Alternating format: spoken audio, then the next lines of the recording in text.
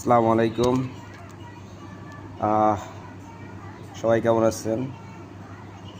আলহামদুলিল্লাহ, আমাদের খরগোশের বাচ্চাগুলো আস্তে আস্তে বড় হয়ে যাচ্ছে।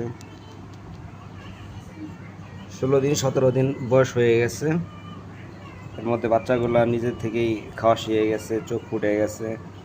12 দিন পরে চোখ ফুটেছে। 5টা বাচ্চা হয়েছিল এবার। তো মোটামুটি 5টা বাচ্চাই আল্লাহর রহমতে সুস্থ আছে, ভালো আছে। এটা আমাদের বড় খরগোশ, মা খরগোশ।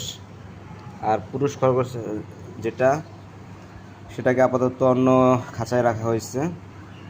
মাটাকে বাচ্চাদের কাছে রাখা হয়েছে। তাদেরকে খাওয়ার জন্য ঘাস দেওয়া হয়েছে। ঘাস মোটামুটি খরগোশে ভালোই খায়। এর সাথে কিছু শাকও কিনে খাওয়ানো হয়, শাকটা বেশি খায়।